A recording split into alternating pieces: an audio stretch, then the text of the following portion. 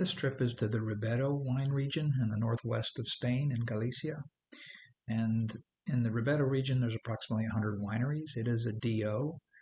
The white grape varieties are predominantly Treixadura and Godello, and the red grape varieties are predominantly Mencía and Sousón. So we left the United States and flew into Porto. And on this trip, we stopped at 3 regions: the Ribeiro region, Ribeira Sacra region, and then the Douro Valley, and then back to Porto. After 800 meters. Okay, here we are back in Portugal.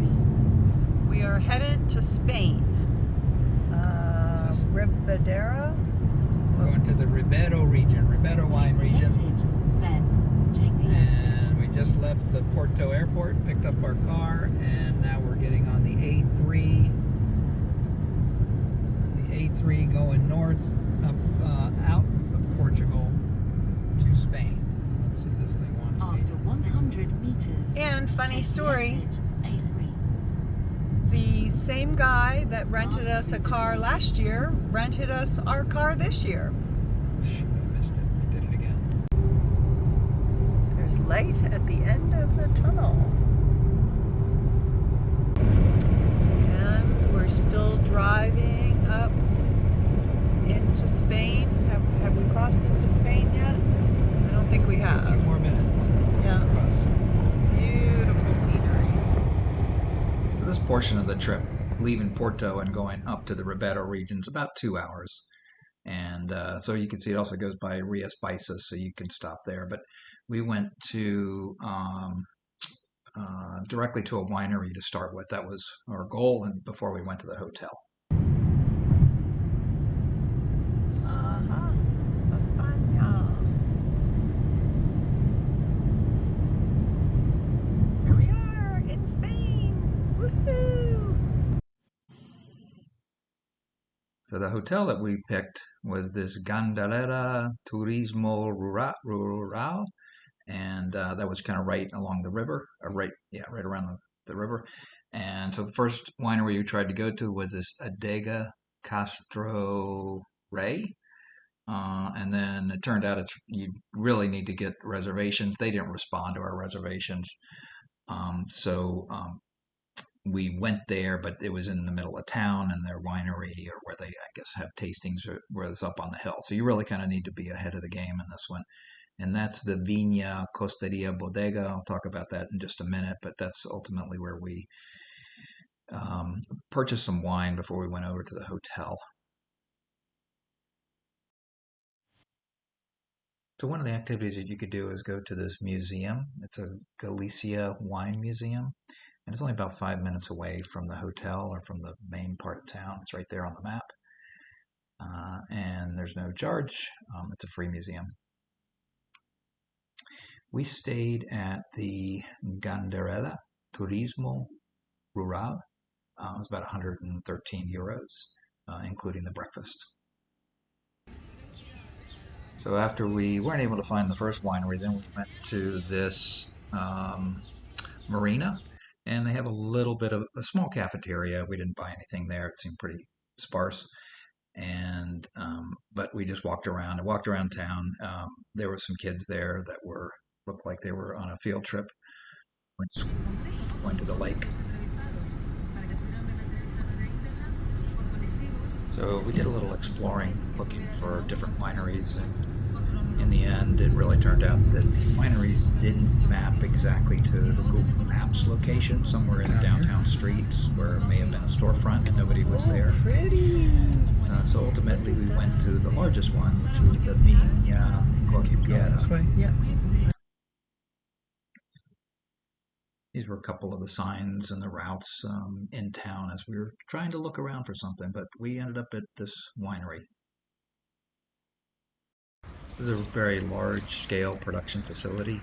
We walked in, asked if we could have a tasting. They had glasses set up on the table for a party that was coming in. They said no to a formal tasting, but then they did pour 2 glasses of white for us to taste and just to see what we liked. So we did buy 2 of the Mencía, the lower cost ones. We bought that was a more expensive one just to see the differences, and then we bought the two of the Treixadura. I wanted to know your comments Oh, on this well, Mencía it's a Mencía barrica charcoal red. you're right, red and berries. There's a lot of red fruits, like strawberries, Cherry. cherry. It's got a little bit of acidity and some light tannins. It's well balanced. This was a €23, so this would be. Yeah, I'd compare this to. It's kind of a cross between a cab and a Pinot. More leaning towards a Pinot. Yeah, I was gonna say, it's got a lighter color and a quicker taste. Right next to the hotel that we were staying is this Galdaria hotel Balneario, and they did have they had a crew, kids, college kids looked like they were practicing crew, and they had this cafeteria meal. It was €18 per person for all you can eat in the cafeteria. That was right next to our hotel, so we took advantage of it because there was no other place to eat. And then we walked back to our hotel, or drove to our hotel, so it's just right next to it. So you could either stay in the larger hotel, or you stay in the place that we stayed, which is a Gandarella Turismo Rural. This hotel just had a few rooms. They all overlooked the river, and there's a walking path all around the river or along the river. There were some kids playing paintball. There's a paintball course up the path. Woohoo! Mencía. Mencía. Mencía. She was just giving you her advice. Yep.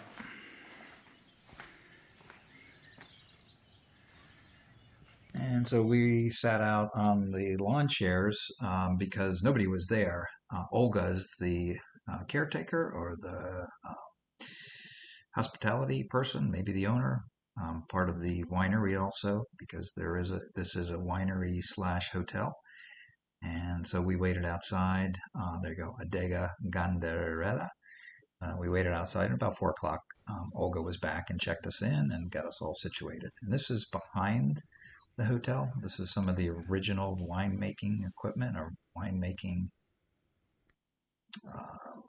garage. And it had a beautiful view. And then at night, well, I guess it was a late afternoon, we sat down and had dinner, and Olga and one other person made dinner. And there were probably, I'd say all the rooms were full because all the tables were full outside. And we had a bottle of Amphora, which was the Mencía in clay, the last one, Elixir de Gandarella Amphora. And we also had the white, so we tried both that night. Olga was the one that checked us in, took care of us, and was very, very helpful in giving us all kinds of ideas of what to do. And from there, we headed off to the next wine region, which was Ribeira Sacra.